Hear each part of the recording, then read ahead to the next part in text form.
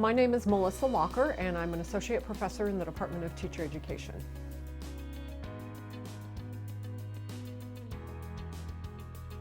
I actually have two classes that I developed through using just a variety of materials.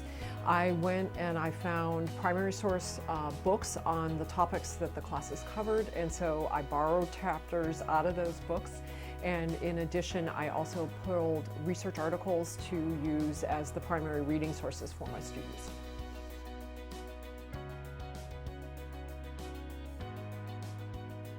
Well, I launched into this process because when I was developing these two courses, I could not find a book for one of them at all.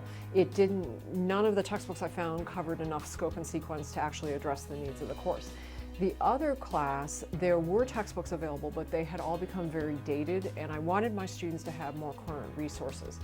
And so in both cases, what I ended up doing was just establishing my learning objectives for the course and then seeking out materials that would address each of those learning objectives. And so that sent me into reading various books on the different topics that are addressed in the courses and pulling out chapters that I thought the students could actually manage and work their way through.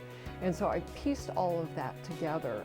It was a time-consuming process initially, but in the end, as I stepped back and looked at the courses and what my students were getting out of them as a result of using these different pieces from different authors, I really liked the outcome because we didn't stay committed to just one author's voice. We looked at what best practice was in a variety of topics and fields, and what different authors were telling us about those topics. So I think in the end it was really worth the investment of time into building the courses. It was a bit, in terms of, it was a bit time consuming, and it was a bit of a struggle to find the right piece, because initially I would pull in books through Mobius and sometimes I'd get chapters and I'd go, oh no, that's too much for my students. We need something to bring it down a couple of levels. So, it was a lot of back and forthing, but we found good stuff.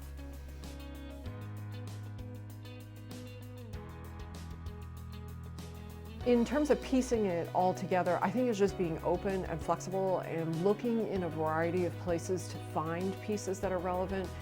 For example, in my case, I looked for a lot of pieces that were actually aimed at parents and use those with my future teachers, because I found things that are written for parents tend to be more accessible for our undergraduate students as opposed to things written for a professional audience.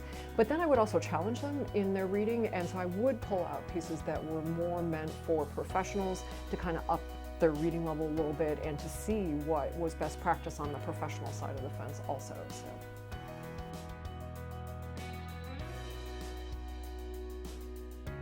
I would say start, of course look for a textbook. And if you can get it in all one package, that's fantastic, and go ahead and use that package. But beyond that, if you can't, I would say have really clearly articulated learning objectives and then start looking at playing the matching game for it. And look in a variety of places. In some cases it wasn't reading material that we used. We used a podcast, or we used a great video to meet the learning objectives and the content. In other places I would go through and I would use textbook chapters. But sometimes even a textbook chapter became a little dated, so we'd go to the most current research. I think that's the value in doing a really good online class, is always mixing up your materials. Students appreciate that. While they like consistency and organization, they also like to do different things and to look at different pieces of information. And so having that variety, I think, makes for a really successful class.